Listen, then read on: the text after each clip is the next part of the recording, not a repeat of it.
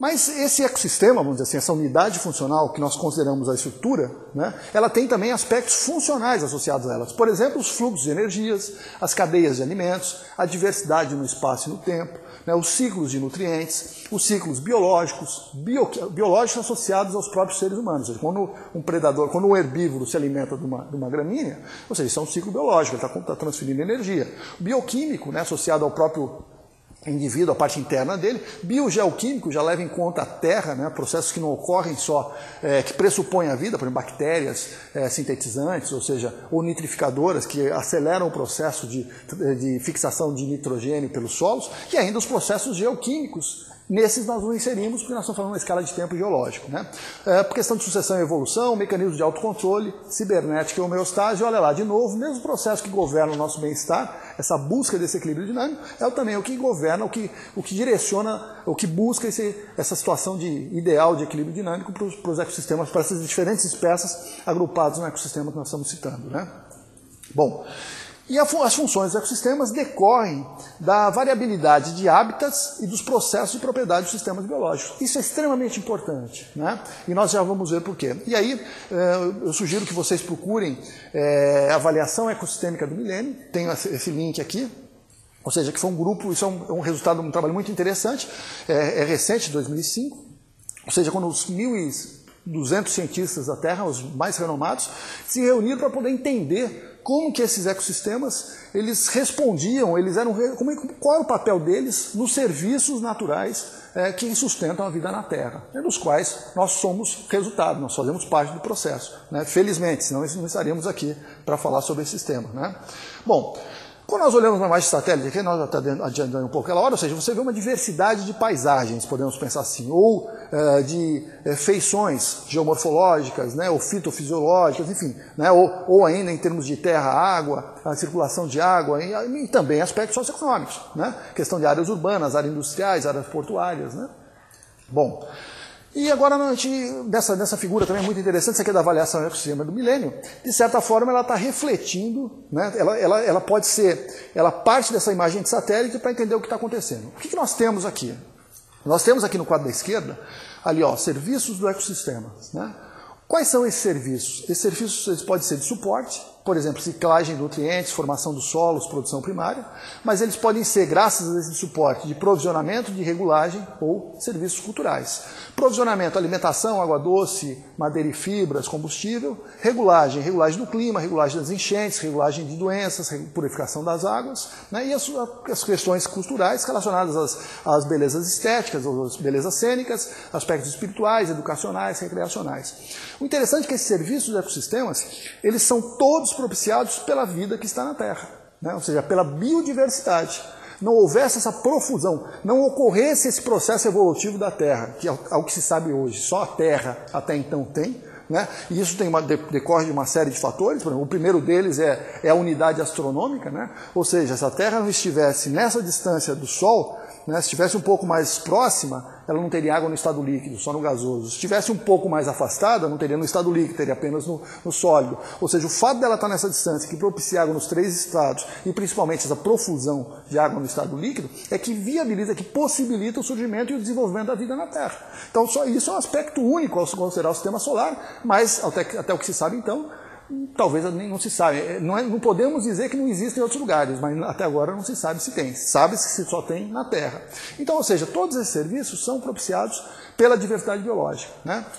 E pelos ecossistemas. Bom, e esses serviços eles vão propiciar, eles vão gerar constituintes básicos do bem-estar, vamos pensar assim. Ou seja, para a pessoa se sentir bem, né, o que ela precisa ter? Ela precisa ter segurança, precisa ter bens materiais para uma boa vida, ela precisa ter saúde e precisa ter boas relações sociais, né? Com segurança pessoal, acesso seguro a recursos, segurança contra desastres, por exemplo, veja Haiti, né, agora no México, ou seja, quando uma situação como essa, como desestrutura um país, de certa forma, né? Então, esse sentimento de segurança é extremamente importante.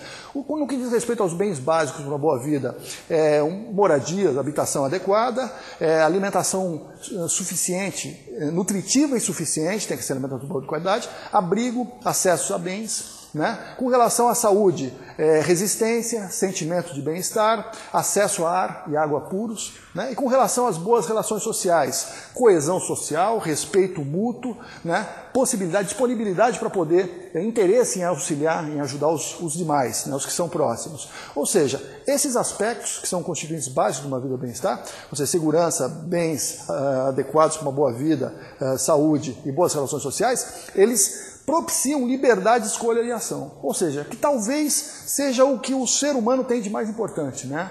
O direito e a capacidade de decidir o que ele quer fazer da vida dele, né? A questão do livre-arbítrio, até a gente podia dizer, mas enfim, ele pode decidir o que é melhor, na verdade, desde que tenha essas condições, o que é melhor para ele, o que ele quer ser e qual o papel ele quer exercer junto à sociedade, junto aos outros que aqui estão, né? Para cumprir o seu papel social. Bom, e essas relações são mediadas pela largura e pela intensidade, largura das flechas e intensidade da cor. Quanto mais forte a cor, mais mediada por interesses econômicos, né? E quanto mais larga, ela é mais relacionada aos serviços que os ecossistemas propiciam, né? Bom, se a gente avançar nesse outro quadro aqui, a gente vai ver o seguinte. Aqui são aquelas mesmas informações expostas numa outra organização. Mas o interessante é o seguinte, que a biodiversidade, né, da qual decorre as funções dos ecossistemas, que vai propiciar os bens e serviços ambientais, que vai propiciar o bem-estar humano, né, que por sua vez promove fatores indiretos de mudança, né, que por sua vez interfere com os elementos básicos de uma boa vida, e esses fatores indiretos geram fatores diretos que por sua vez repercutem na biodiversidade, né? Ou seja, nós concluímos, fica muito claro, fica muito fácil de visualizar, que as atividades humanas, de uma maneira geral, elas interferem com esses processos que são eles mesmos responsáveis por tudo que nós temos aqui na Terra, né? E se a gente avançar um pouquinho mais, a gente pode olhar essa questão de uma outra forma. A gente pode considerar que o ecossistema saudável, vamos pensar assim, ele funcionando, ele mantendo aqueles seus serviços naturais. E quais serviços naturais? Por exemplo, a produção de oxigênio, né? A limpeza, a poluição atmosférica, a limpeza do ar atmosférico, né? A limpeza da água, tratamento dos resíduos sólidos urbanos, dos resíduos industriais, dos efluentes domésticos, né? Fixação de nutrientes via processo da fotossíntese, né? Transformação disso em tecido. Olha, são todos serviços que na verdade o ser humano está muito mais ligado aos recursos, né? Ou seja, nós sabemos o que é recurso, a economia enxerga isso, o recurso ela consegue mensurar, né? O que é recurso? Recurso é aquilo que tecnologicamente pode ser aproveitado e que alimenta a cadeia produtiva. Isso está na economia, isso é facilmente visualizado. Agora, em um serviço, o serviço ele não aparece ainda, ele é muito novo essa abordagem. E é interessante o seguinte, aliás, muito importante, que se nós nos focarmos nos recursos, a gente corre o risco de perder os serviços. Mas se nós nos preocuparmos em manter os serviços, nós teremos assegurados a maior parte desses recursos, né? Isso que é interessante, assim, né? Bom, mas então um ecossistema, a gente pode partir desse pressuposto, voltando para esse mapa conceitual, que um ecossistema, ele mantido, né, ele vai ter uma série de funções, ele vai produzir uma série de serviços. E esses serviços determinam e influenciam a saúde do ser humano, né? A saúde do ser humano, ela depende de processos fisiológicos inerentes ao indivíduo, cuja alteração causa agravos e doenças que degradam a saúde do ser humano, mas a saúde do ser humano também é influenciada pelo ambiente, que interfere com os processos fisiológicos, né? E a saúde do ser humano está exposta a fatores de riscos, que podem ser físicos, químicos, biológicos ou de origem social. Enfim, o que interessa é que esses fatores de riscos interferem com a qualidade do meio ambiente e influenciam os processos geológicos e, ao mesmo tempo, alteram a saúde dos ecossistemas, né? Isso é muito sério, ou seja, então a gente vê que nós não temos como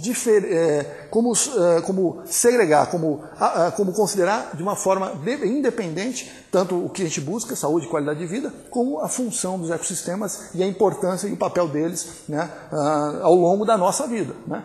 Por que da nossa vida? Porque para a Terra tanto faz quanto tanto fez a existência desse momento que nós estamos passando. Já ocorreram 5 extinções massivas na história da Terra, e se nós considerarmos as espécies que hoje estão vivas, são uma ínfima parcela do que já existiu. Então nós somos vitoriosos, não sei se por mérito, mas enfim, ou as espécies que hoje estão na Terra são vitoriosas nesse processo. Então agora, o que acontecerá daqui para frente? A gente não sabe. A Terra continua. E os processos vivos vão se adaptar, novas espécies vão surgir. Acho que a grande preocupação é até onde o ser humano consegue se manter nesse local que o recebeu, né, e o nutriu, o alimentou e o vem propiciando esses recursos, essas condições para que a sociedade humana se desenvolva da forma como se desenvolveu. Né?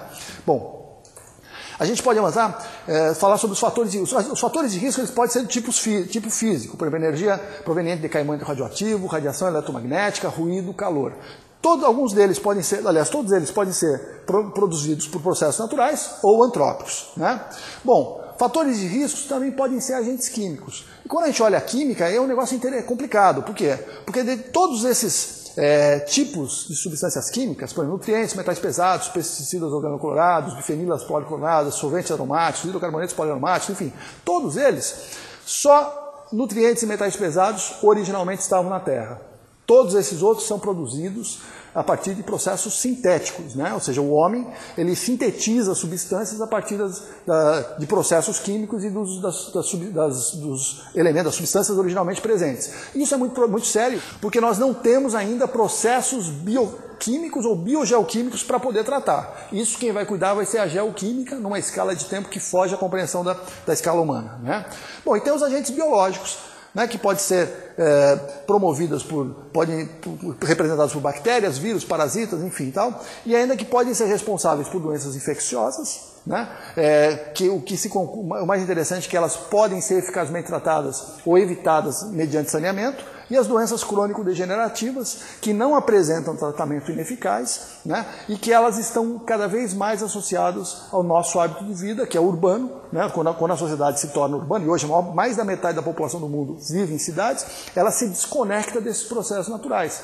Diferente de um agricultor, de um pescador, que precisa conhecer esses ciclos até para garantir sua sobrevivência. Né? Então, quando o ser humano se torna urbano, ele perde essa referência desses processos da vida como ela ocorre fora de um ambiente completamente artificial como as cidades, que não produz nada, né? Só consome recursos, consome água, ar e produz efluentes, resíduos sólidos e emissões atmosféricas. Bom, quando nós chegamos, o interessante, já apontando para a conclusão, ou seja, nós falamos então saúde, doença, qualidade de vida, falamos dos ecossistemas, falamos dos serviços, né, principais serviços naturais associados aos ecossistemas, falamos da consequência desses recursos, desses serviços para a qualidade de vida do ser humano, ou seja, voltamos então para a questão da qualidade de vida, e agora a gente chega nesse quadro que a gente pode ver o quê? Que a gente pode ver que os principais, isso aqui é uma simulação para 2050, que mostra o comportamento dos principais ecossistemas. Né? O que está acontecendo? Então, alteração de hábitat nos diferentes biomas da Terra. Né? Então, a alteração do clima, espécies invasoras, sobreexploração, poluição por nitrogenados.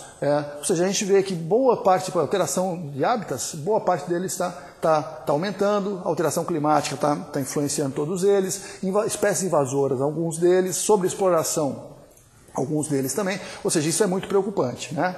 Bom, e aqui é uma perspectiva, é um cenário que considera os diferentes tipos de serviços, por exemplo, serviços de provisão, alimentação, fibras, recursos genéticos, né? Serviços de regulagem e serviços culturais, quais são os cenários deles para 2050.